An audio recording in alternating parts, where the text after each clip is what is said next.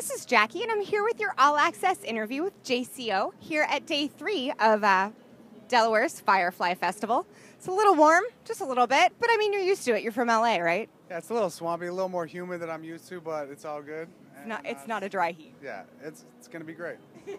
So living in LA, what are some radio stations that you find yourself listening to when you're back at home? Well, back at home, I mean, in terms of like hip-hop and stuff, there's Power 106. KCRW is a great station that like has a wide variety of music, but a lot of times I'm just listening to my own music that I'm working on, so it's hard to find time to listen to just radio. Fair enough, fair enough. Now, LA is also a very music-saturated city. How do you make sure that you stand out? Well, LA is a great community, and there's so many different genres and just influential people that live there, and really people are very optimistic and like supportive of each other, a lot more so than in New York City where I've lived before. So really it's just like making a product and making a good, song or music or whatever, and just making it stand out, and you having a good live show, and the rest will follow. It's good that it's a supportive community. Yeah, I mean, not always. There's definitely haters everywhere you go. No. But compared to like New York and Boston and other cities I've lived in, like the community is really, supportive of each other. Good. When did you know that you wanted to make music your career? Well, I started DJing in 8th grade, believe it or not. And it was just kind of a hobby. Then halfway through college, I was like trying to figure out my major. I was like, nothing else inspires me as much as music. And halfway through college, I just kind of shifted gears, transferred schools, and just made that my path. What sort of equipment do you use? I use Technics 1200 turntables, Serato, Pioneer 900 mixer, and just a lot of skills. A lot of skill. Good, good, good. I'm glad you added that. When you're creating a show for, let's say, Firefly or really anything else, how do you make sure that you combine the audio with the visual aspects? Well, I have really great visuals that go behind me while I play that add a lot to it, and I'm very animated on stage. I'm not one of these DJs who presses play. I'm extremely technical, so when I'm playing, like, you see me and you're like, that guy's working up there, and I, add little things into my show, jump out, throw water on people, stuff like that, just to get the crowd excited.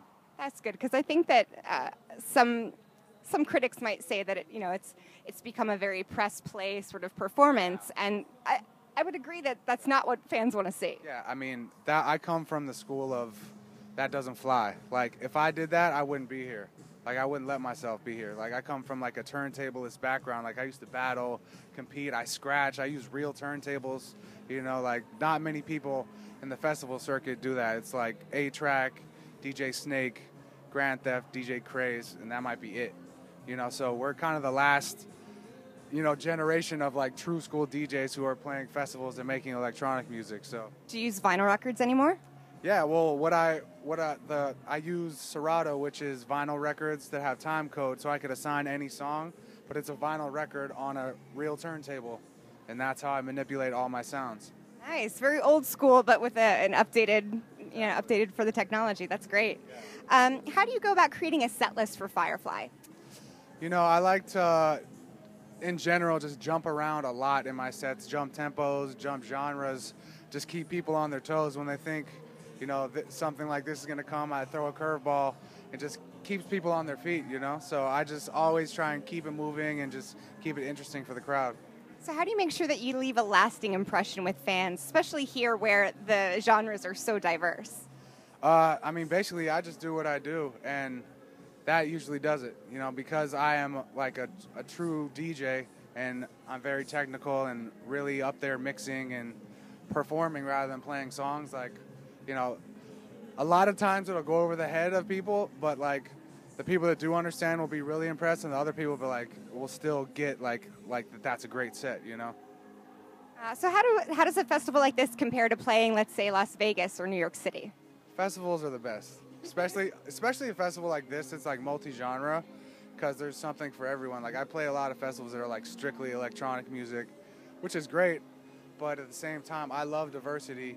And I'll probably get some people at my stage who would never naturally come, but like because my set time and they're waiting on someone else, well, yeah, we'll check Jayceeoh out, and you build new fans like that. So I love that. That is a great way to build a new fan base. So what's up next for you after Firefly? Got a lot of shows traveling throughout the whole summer. I have a big single called Turn Me Up Some featuring Redman that's coming out in a few weeks.